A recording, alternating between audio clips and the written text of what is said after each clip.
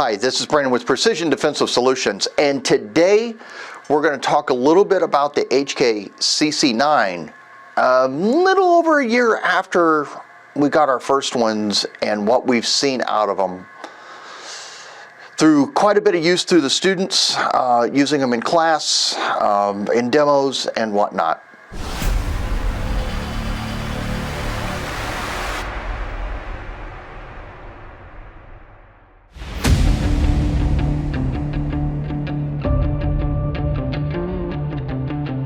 So it's been a little over a year since the CC9 came out.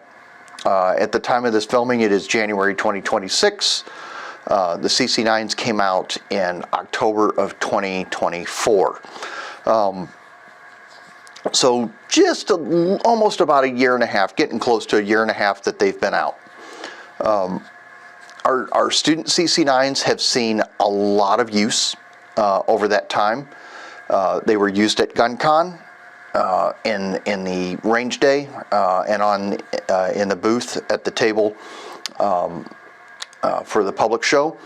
They were used in a couple of other demos. They've been used in a lot of classes, and a lot of people have gotten their hands on these guns, and a lot of rounds have gone through them.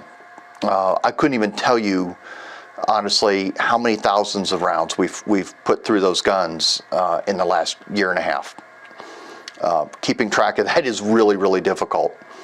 I've shot them a little bit. You know, I've shot them enough that I actually went out and got myself a CC9 for my personal use and set it up for the way that I like it. Okay, put a large back strap on it, because that's the one I gravitated towards. Both our CC9s, our student ones, one is the small grip back panel or back strap on it like it ships with. One, I put the large on it. Both of them have optics. All three of the CC9s that we have different optics on them though. Mine, I put a Defender CCW from Vortex. One, I've got a Holosun 507K on it, and the other one I've got a Meprolite optic. All of them have been great. We'll see how the Vortex holds up. It seems to be a big contender in the pistol market, pistol optics market as it is. So why do I want to talk about this? Because the CC9s are still not hitting the shelves in Northeast Ohio, or very, very little. And why is that? Well, because they're extremely popular. They're extremely popular, and HK is having a hard time keeping them in stock. They're making them fast. They're still extremely popular, which is a great thing to see. It really is. Part of it is too, the dealers just aren't ordering them up here, and if they're not ordering them, well, you're not going to see them on the shelves. The dealers that do order them get them in, and they sell out pretty quick. So maybe that's a clue. Okay, maybe that's a clue. When we look at the CC9, it fills a niche space in the concealed carry market.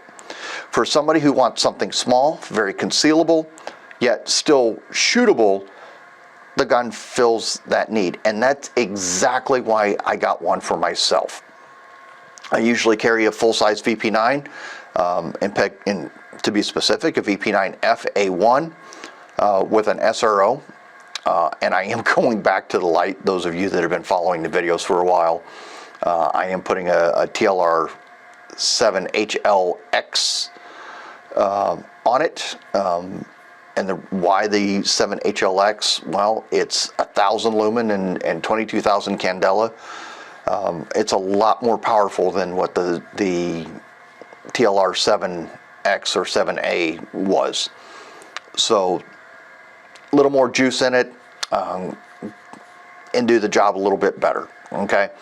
Am I going to do a light on the CC9? We'll see. We'll see. It's going to be a very specific carry gun for me. Not necessarily in environments that are non-permissible, but for environments that are where I really want to go more of a deep carry mindset. Now, usually I don't care, but there are more formal things that sometimes we have to do, you know, more family things that maybe it'd be easier, or things like that, that it would just be easier to carry the CC9 than it would be the VP9. And that's exactly the niche it's going to fill. The gun's small, and nobody's behind the camera, and I'm just holding the gun here. It's very thin, so with the gun being very, very thin, it fills that small little niche.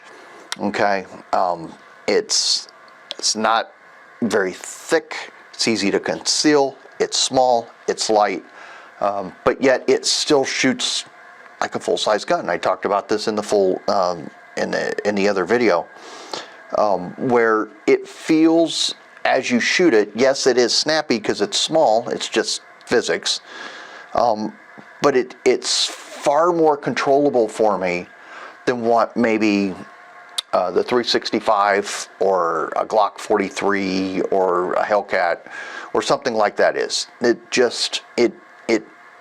does a better job for me. Now, I'm saying this, yes, full disclosure, I'm a brand ambassador for HK. I love their stuff, and that's why I work with them, because I love their stuff. But I'm going to be honest with you. I'm not a gun collector. I am a person that if the gun fills a void somewhere, then I'll get it. If it doesn't fit a need, and it's just taking up space in the safe, I don't want it. It doesn't float my boat, right? I love to shoot, but I love to shoot what I like, and it's one of those things. This one fits that niche, right? So in those more formal settings where I want to dress a little nicer, don't want to deal with a full-size gun, something like that, that's where this will fill in. I have not zeroed this one yet. Haven't even shot this one yet. So, but I'm familiar enough with the CC9 that once I get a few hundred rounds through it, and usually I'll fire 500 rounds through a gun before I'll carry it. So we'll get about 500 rounds through this gun, get it zeroed up, get to working with a little bit, make sure everything's good, and then it'll be ready to carry.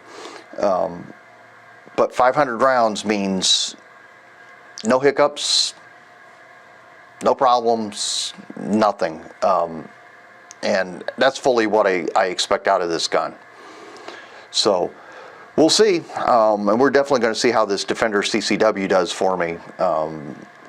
Did another video on that one, on first impressions, and it's kind of interesting. So take care, everybody. Be safe, and we'll talk to you soon.